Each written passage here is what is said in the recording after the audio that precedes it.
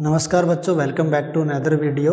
मेरा नाम सुनील कुमार है। सीबीएसई कंप्यूटर क्लासेस में आपका स्वागत है। सीबीएसई कंप्यूटर क्लासेस में हम 9th क्लास का कंप्यूटर कर रहे थे। हमारा सेकंड चैप्टर चल रहा था। सेकंड चैप्टर का नेम हमारा है input devices, output devices and storage devices. इस चैप्टर में हम 2 टॉपिक बेटा कंप्लीट कर चुके हैं, that is input devices and output devices. हमारा लास्ट एंड फाइनल टॉपिक रहता है स्टोरेज डिवाइसेस। आज की इस वीडियो में हम स्टोरेज डिवाइसेस को कर लेते हैं। Let's start the topic. Topic है हमारा storage devices. Storage devices is also called memory devices. Store means save करके रखना। Any data present in computer in the form of unprocessed or processed information, we can store it into storage devices। यानी कि किसी भी प्रकार का data, चाहे वो अनप्रोसेस्ड हो, प्रोसेस्ड हो, अगर हमारे कंप्यूटर के अंदर अवेलेबल रखना चाहते हैं या अवेलेबल है उसको सेव करना चाहते हैं तो हम स्टोरेज डिवाइसेस की हेल्प से कर सकते हैं। इट कैन बी टेम्परेरी और इट कैन बी परमानेंट। यानी कि ये जो स्टोरेज डिवाइसेस के अंदर डेटा हम स्टोर करते हैं वो टेम्परेरी तौर पे स्टोर करवाया जा सकता है और परमानेंट तौर पे भी स्टोर करवाया जा सकता है। Storage devices basically have 2 types. ये कितने प्रकार के होते हैं? 2 टाइप्स के स्टोरेज डिवाइसेस होते हैं। Number 1 is primary memory. Number 1 is primary memory storage devices. Number 2 is secondary memory storage devices. सबसे पहले हम प्राइमरी मेमोरी स्टोरेज डिवाइसेस को कर लेते हैं। Primary memory storage is called internal memory storage और main memory storage of computer. Primary memory कितनी type की होती है बेटा? ये 2 टाइप्स की होती है। Number 1 is ROM, number 2 is RAM. The full form of ROM is read only memory. Read only memory. ROM की अगर डेफिनेशन की बात करें, it is a permanent memory.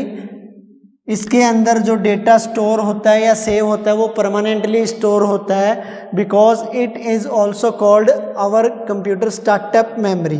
When we start our computer, जब हम कंप्यूटर को start करते हैं, जो ऑल ऑपरेटिंग सिस्टम की इंफॉर्मेशन होती है like BIOS, basic input output system, वो रोम के अंदर ही स्टोर होती है। It is stored permanently and it can't be erase from ROM. तो ये रीड ओनली मेमोरी होती है। फर्दर अगर रोम के टाइप्स की बात करें तो ये 3 प्रकार की होती है। PROM, EPROM, EEPROM. The full form of PROM is programmable read only memory. The full form of EPROM is erasable programmable read only memory. Last one is electronically erasable programmable read only memory. यानी कि ये PROM हो गई, ये EPROM हो गई, ये और ये EEPROM हो गई। प्रोग्रामेबल रीड ओनली मेमोरी जो होती है इसको बेटा it can B right only. First time इसके अंदर इंफॉर्मेशन को राइट कर दिया जाता है। इट कांट बी इरेजेबल, इसको इरेज नहीं किया जा सकता अगर एक बार इस मेमोरी के अंदर कुछ लिख दिया गया या सेव कर दिया गया। ईपीरोम क्या होती है? Erasable programmable read only memory होती है। It can B erased with the help of ultraviolet. Ultraviolet rays की हेल्प से इसको हम इरेज कर सकते हैं। Last and final is electronically erasable programmable read only memory. It can B erased with the help of electric signal. ये electric signal की help से इरेज की जा सकती है। तो रोम टॉपिक हमारा कंप्लीट हो गया। Let's start our RAM topic. The full form of RAM is random access memory. Access memory. It has also two parts, static RAM, dynamic RAM. ये भी टू टाइप्स की होती है, एक होती है स्टैटिक रैम, एक होती है dynamic RAM. Random access memory क्या होती है? Random access memory is a temporary memory of our computer. When we start our computer, the operating system of our computer is loaded into RAM. वो किस में load होता है? RAM में load होता है. And apart from this, if we start any program और open any program in computer system, it is also loaded into RAM. वो भी रैम के अंदर ही लोड होता है, रैंडम एक्सेस मेमोरी के अंदर होता है. It is a temporary memory because when we turn off the computer और light is gone, automatically computer is turned off. All the data that is stored in random access memory is erased automatically. जैसे ही light चली जाएगी, computer बंद हो जाएगा, जितना भी data RAM के अंदर लोडेड है या कोई प्रोग्राम है या सेव है, वो ऑटोमेटिकली इरेज हो जाएगा, मिट जाएगा या डिलीट हो जाएगा. तो ये रैम थी और ये रोम थी. Primary memory basically two types की है, रैम एंड रोम. ठीक है. इसके बाद में बारी आती है बेटा सेकेंडरी मेमोरी स्टोरेज डिवाइसेस की. Secondary memory storage devices is also called external memory storage devices. इसके भी फर्दर कई पार्ट हैं. It is a permanent storage devices. इसके अंदर मोस्ट इंपॉर्टेंट स्टोरेज डिवाइसेस भी आते हैं लाइक हार्ड डिस्क वगैरह. तो जो सेकेंडरी मेमोरी डिवाइसेस है उसका जो सबसे पहला पार्ट है या टाइप है वो है सीडी यानी कि कॉम्पैक्ट डिस्क. इसकी फुल फॉर्म क्या रहेगी बेटा? Compact disc. इसकी स्टोरेज कैपेसिटी कितनी होती है? 700 MB मेगाबाइट. सीडी जो बनी हुई होती है एक मेटल की बनी हुई होती है, एल्यूमिनियम की बनी हुई होती है. एक मेटल कवर होता है उसका, कुछ इस शेप में सीडी होती है, गोल सर्कल की तरह इस शेप में होती है. It is a portable storage devices and it holds the data permanently in it. 700 MB तक इसकी कैपेसिटी रहती है. इसके बाद में second one is DVD. Digital versatile disc is the full form of DVD. Digital versatile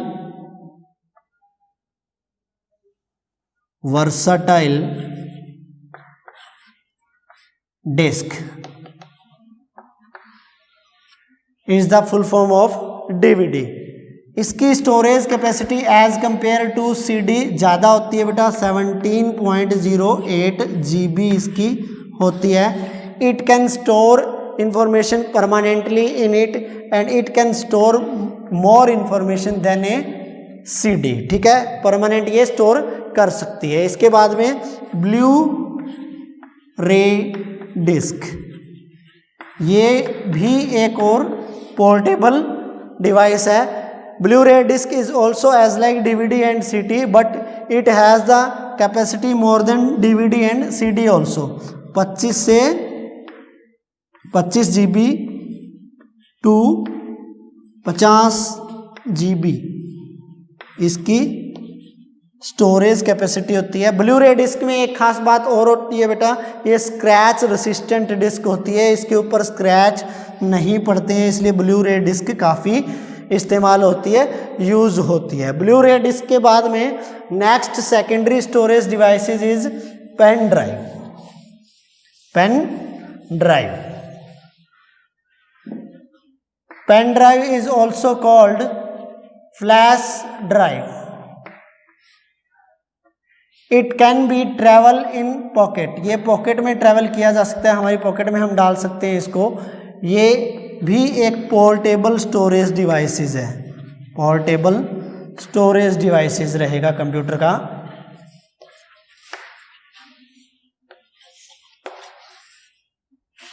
the storage capacity of pen drive is up to 1 TB.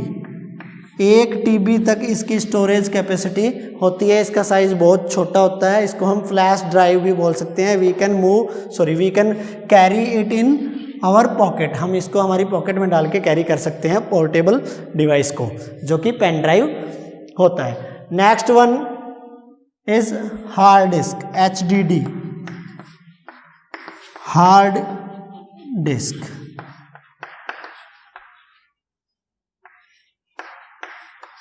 It is the main secondary storage devices of our computer. Hard disk जो होती है वो internal भी होती है बेटा,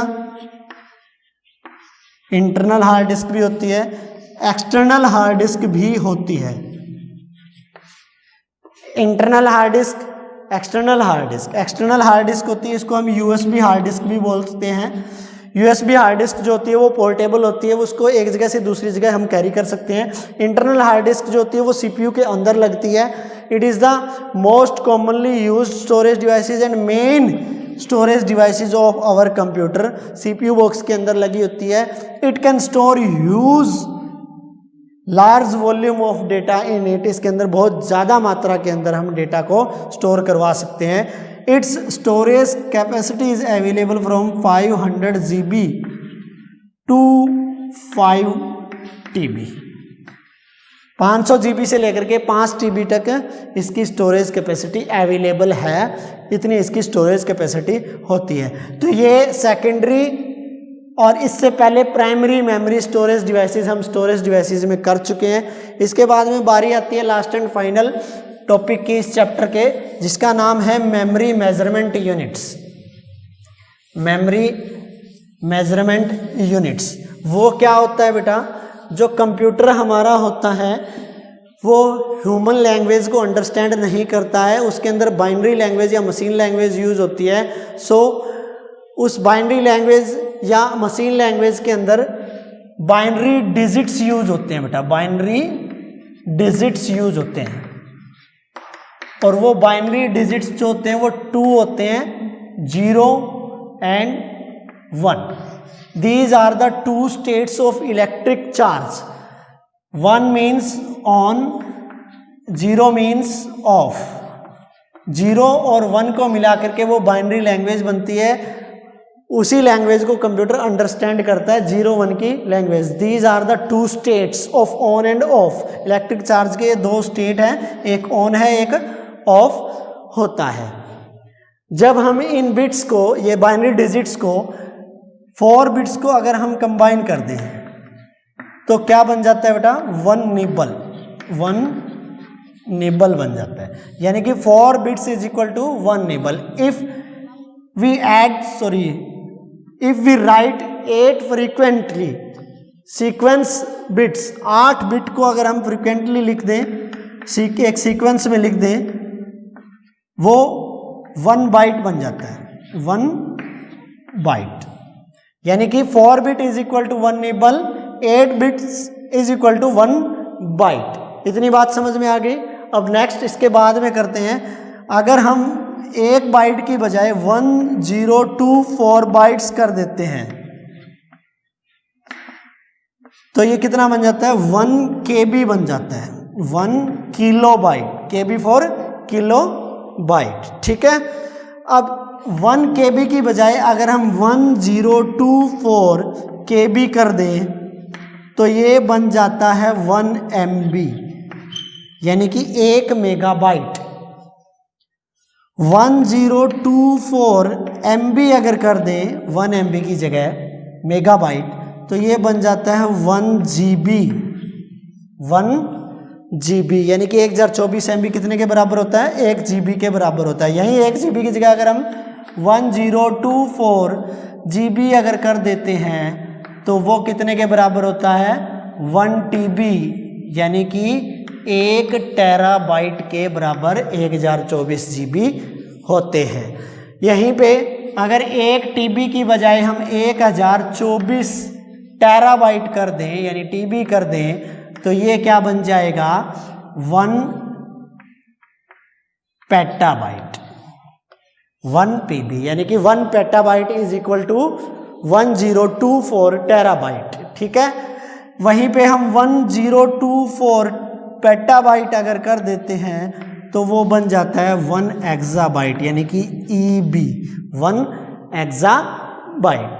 1024 exabyte अगर हम कर देते हैं तो लास्ट एंड फाइनल जो स्टेट होता है मेमोरी मेजरमेंट यूनिट का वो होता है 1 जेटाबाइट यानी कि ZB। एक ZB कितने एक्साबाइट के बराबर होता है? 1024 एक्साबाइट के बराबर होता है। तो ये कुछ मेमोरी मेजरमेंट यूनिट्स के बारे में था बेटा, यानी कि बाइनरी डिजिट्स से मिलकर के बाइनरी लैंग्वेज या मशीन लैंग्वेज बनती है। उसी लैंग्वेज को कंप्यूटर अंडरस्टैंड करता है, उसी लैंग्वेज के हिसाब से ये मेमोरी मेजरमेंट यूनिट्स होती है। 0 और 1 उसके 2 स्टेट्स होते हैं। 4 बिट को मिला दिया एक नेबल बन जाता है और 8 बिट्स को मिला दिया तो 1 बाइट बन जाता है। 1 बाइट का अगर 1024 बाइट बना दिया तो 1 किलोबाइट बन जाता है और फर्दर आगे ये लास्ट 1 जेटाबाइट तक चलता रहता है। होप सो आपको चैप्टर समझ में आया होगा। 3 टॉपिक हमने इस चैप्टर में बेटा कर लिए, input devices, output devices and storage devices with memory measurement units. 9th class computer का 2nd चैप्टर हमने कंप्लीट कर लिया है इस वीडियो के अंदर। नेक्स्ट वीडियो के अंदर हम नया चैप्टर स्टार्ट करेंगे। थैंक यू सो मच बेटा, thanks for watching the video. मिलते हैं नई वीडियो के अंदर।